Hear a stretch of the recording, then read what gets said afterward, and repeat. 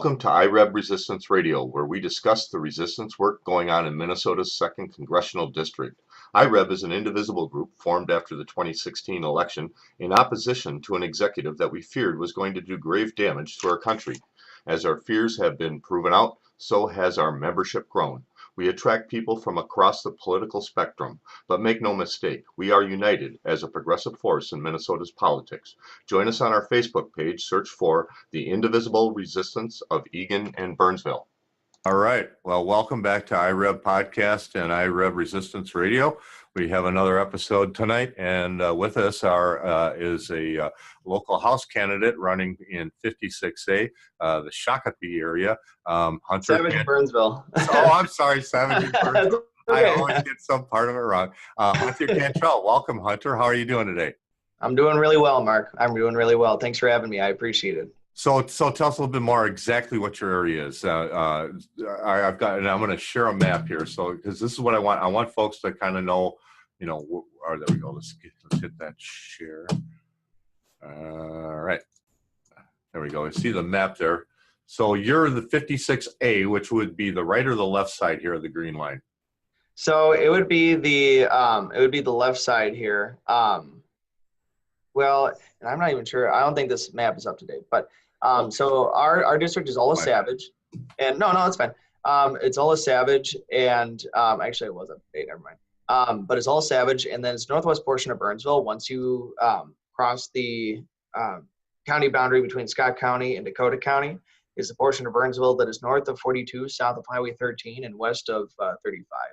Awesome. So Hunter's a young man who I got to know about a year ago, and he decided that he's interested in politics. He's fresh, well, not fresh. He's been out of high school for a number of years, but he's he's getting involved in the game, and he's showing remarkable maturity and resilience for his age, and we'll learn more about that as we go on.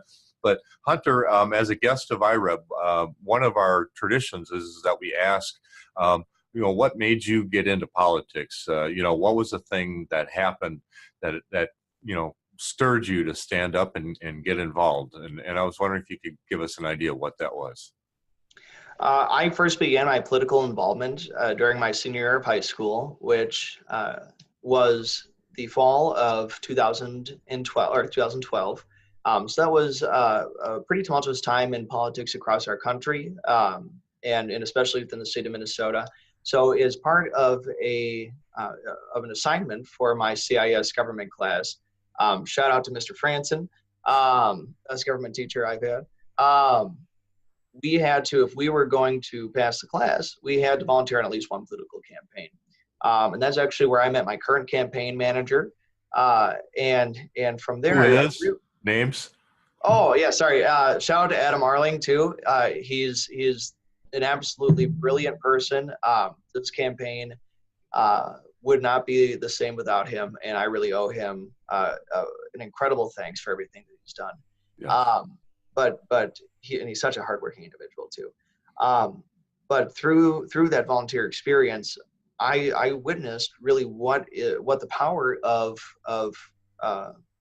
communicating with people and connecting with people and building relationships truly is, because oftentimes I think that our political discourse has barriers that are constructed out of a lot of the noise that stems from either partisanship or being in our own corners instead of sitting down at the table and really connecting with people on these issues or on these values that we hold that are really ubiquitous between all of us. I mean, that's what I think we need to restore politics to, is a place where we say, let's work together hand in hand to find the best possible working solutions, whatever those might be, because we believe in the same things. And I truly genuinely believe that the vast majority of us do hold the same values and the same core moral tenets.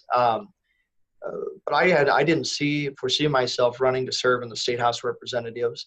At this point in my life, initially, a couple of years ago, I wouldn't have seen myself being here. But there comes a time when we feel a calling and we feel a sense of duty, and we have to answer that call. And it came for me last year while I was undergoing several months of chemotherapy for stage 2 Hodgkin's lymphoma. And at the very beginning of my treatment, I was pretty disheartened by the amount of people who I was talking to in our community and across our state who didn't have the same access to these life-saving medications that I had. I was on ABVD chemotherapy for 6 months in total, and it just didn't feel right to me that I would be able to survive while so many people struggle. And while we have folks like Alex Smith, who was 26 years old when he died last year in Minneapolis because he wasn't able to find a plan that would cover his insulin that he could afford. Yeah. So there are still people who are dying in our state. There are people who are struggling on a day-to-day basis to afford the outrageous cost of healthcare and pharmaceuticals. And I felt very much so that I was given a second chance at life, and it is something that I can't squander. So with that, I decided to start this campaign based on a core fundamental value that we deserve a fair deal on healthcare, and that we deserve a government that doesn't treat healthcare or education or economic prosperity like political talking points, because they affect real lives, and I know those lives who they affect. And so this kind of gets into a couple of the questions, and my dogs are visiting us now in the background here. Gets into a couple of questions I wanted to talk about. I wanted to talk about your experience with cancer. It's a very personal experience and a very powerful one for you. I've heard you talk about it. And the other thing is your interest in politics and healthcare. Now the other side, and I never like giving these guys credit for doing anything, but they've got commercials out. They're horrible. They're these horrible commercials. I decided, did you want to talk about that? They're saying you're going to make healthcare bad. I was in a forum the other day, and I'd like to relate to Tim Walz made a comment. He says, they're accusing us of providing, this socialized healthcare. Well, these people don't have healthcare. They don't care where it's going to come from as long as they're going to get better than what they have right now. And then I don't know. Did you want to comment on that, this attack that they've got on you about your position on healthcare? And then I would want to maybe move back to, your experience with cancer. But that commercial was so terrible. I wanted to ask you about that. Unfortunately, the point where we are right now in politics, the state of our politics in Minnesota, is that a community-based guy. I work as a home health care aide, and I have for the past almost 7 years. Tutored in my local schools, and I'm just somebody who genuinely cares about our community. And I'm a cancer survivor, right? Can't run for office without there being these really outlandish attack ads from big money special interest groups that are pouring dark money into our race. I mean, they're attacking a cancer survivor on healthcare. I mean, that's the point to me where I think, and I think a lot of people feel the same way that I do, that it adds so much unneeded and unwanted toxicity to our political discourse that it doesn't add anything productive. And I know a lot of people feel that same way. That's the observation that people have across the political spectrum, is that nobody feels that attack ads or attacking someone adds anything meaningful to the political discourse. And I hear from people, don't tell me what you're against, tell me what you are for. And so that's where I keep my narrative and in our conversations is, what are we for? And we're for making sure that people are able to get the best possible health care in the way that is most affordable and accessible. So these ads that are coming out, I think people see right through them. I think the members of our community are very are guided by a moral compass that shows them, or that so they know that these commercials don't say anything substantive and are trying to drive opinion through fear, and fear just isn't a way for people to unify. And I think people don't want to unify by fear. People want to unify through feeling that there is genuinely a way of coming together and addressing the problems that we face as a community and as a state, as a society. So it's unfortunate, but on the other hand, I go to the doors sometimes since these commercials have been playing and since a lot of the attack, the literature that's been coming out. And people say, "Hey, I've seen you somewhere." And I'm like, "Oh, you probably seen me in a tag yet." And they say, "Yeah, you're a pretty bad guy, aren't you?" But one guy came to the door. He was so funny. He said, "Oh, I recognize that ugly face anywhere." I know, they took the worst possible. It was terrible, that picture. I thought they're going to paint horns on you or something. It's just terrible. These people, they're so unrealistic and unfair in the way that they, and I don't want to give them more to credit than, they deserve. So, your health experiences, I mean, this is really, I think, shaped a lot of, who you are right now. This fight now, you've been cancer-free for a year. You want to talk a little bit about that a little bit more? Absolutely. So as of December 6th, 2017, I'm officially cancer-free, so I'm officially in remission. And it has been an incredible growing experience. Not only while I was going through treatment, but over this last year. I started my campaign October 19th, 2017. So I was still going through chemo. I was just over a week prior to me announcing my candidacy. I had spent 9 days in the hospital for a near fatal reaction to one of my chemotherapy drugs. And that prompted me to start this campaign, because you have one life to live. There isn't a single day that's guaranteed to us, and you don't know what the future is going to hold. So going through that experience and really going through campaigning, well, I myself am still recovering from chemo. Chemo takes quite a long time to recover from. Yeah. But I mean, it really has been an incredible growing experience, not only for me individually, but for myself as someone who seeks to be a prospective public servant for our community, in learning how to better incorporate the different threads of concerns and ideas into a more cohesive narrative that's more encompassing of how our community feels we can be best represented in the legislature. But I went through not having any hair at the beginning of this campaign to now I can grow hair again, and it's incredible. It's incredible, considering that a year ago I had almost lost my life, and I had a very serious lung reaction to one of my chemo drugs. To now I can breathe, and I'm walking. I mean, I'm door knocking all the time. And I will say about that experience, as long as these lungs can draw breath, I'm going to make sure that breath is used to spread a message of positivity and hope and a togetherness that can really genuinely achieve change in our state and in our community. Well, you're a remarkably positive man, and that's something that struck me about you over the time that I've gotten to know you. You're a remarkably positive man, and you're yes, and you're an especially hardworking man. And I would also add, wise beyond your years. Thank you. So I think you will make an excellent legislator. It's really more about our folks. People. I want folks to get to know our candidates, because, and I'm targeting folks like Hunters. Like, you guys got to get to know this guy. He's really got something special going on, and he's got something to offer. And the more people that get to know him, and the better they get to know him, the better I think they're going to like him.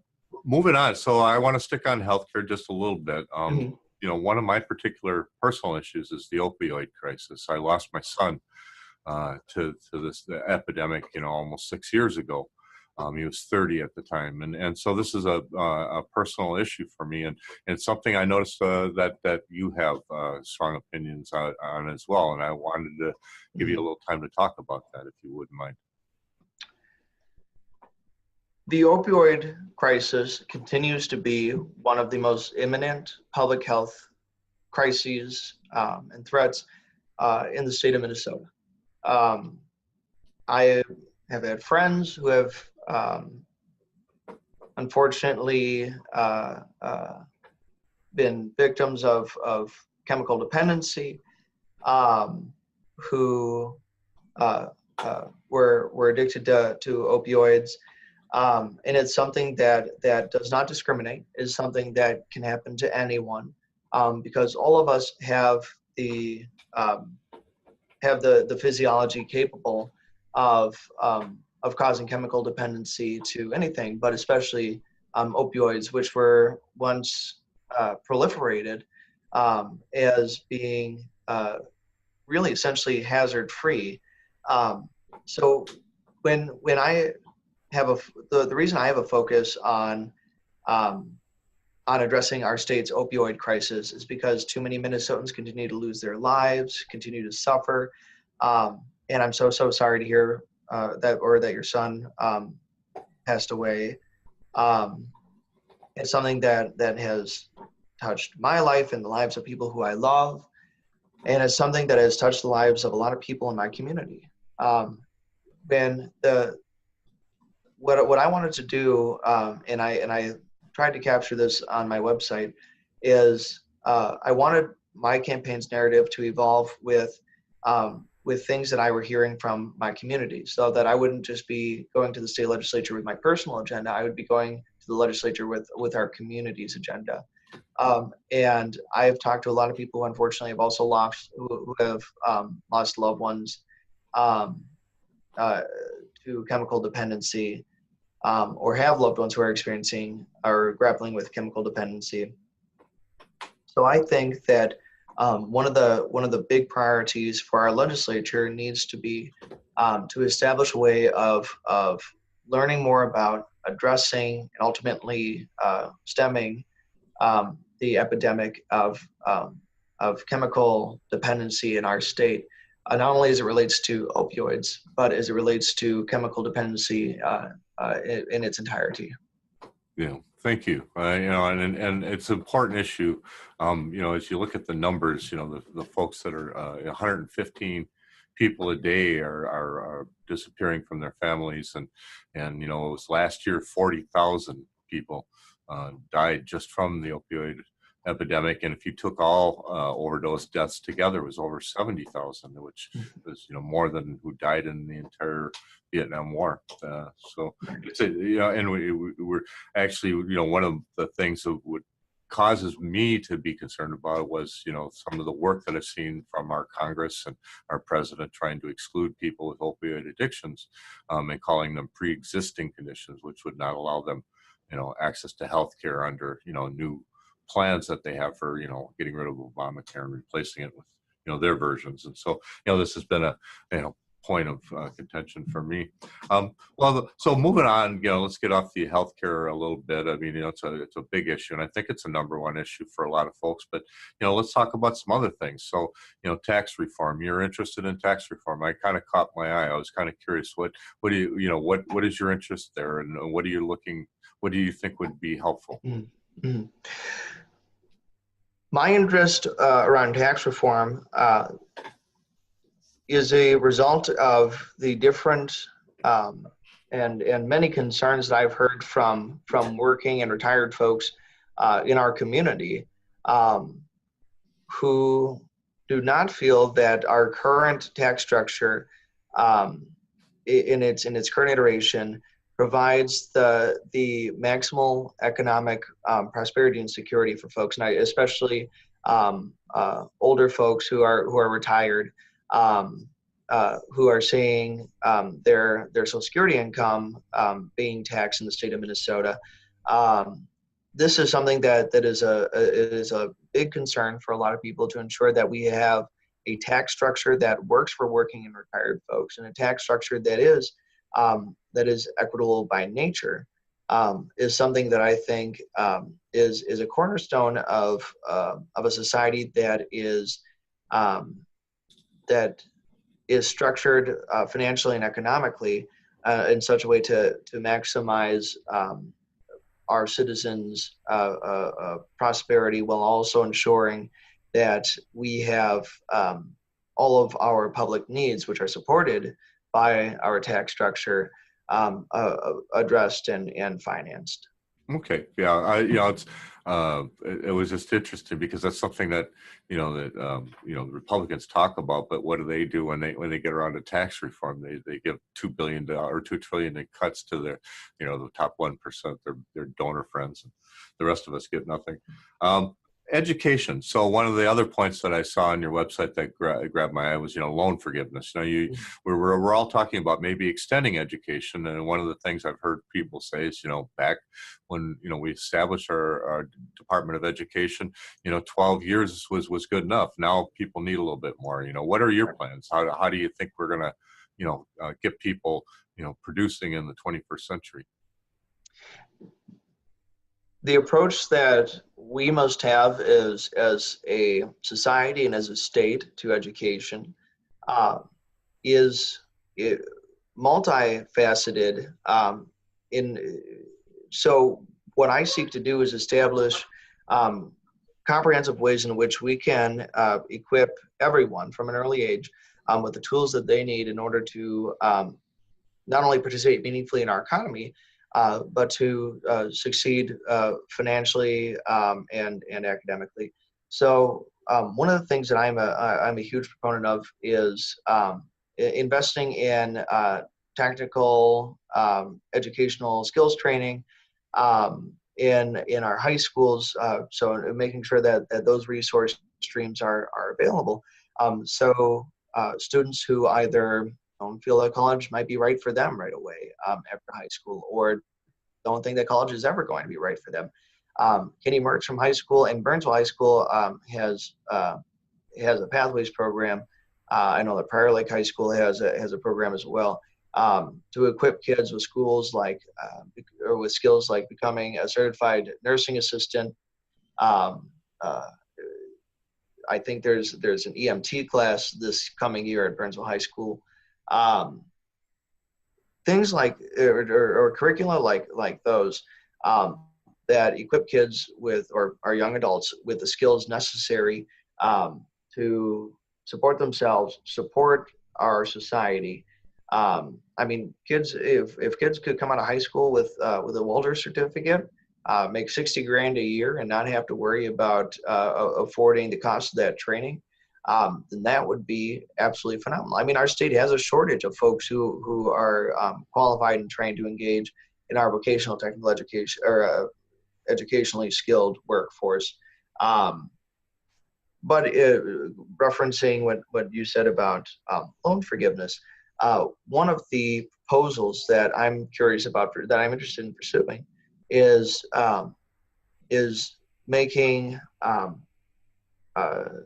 2-year college, vocational technical educational training, tuition free for individuals who complete their training and then work in Minnesota for a period of 5 years.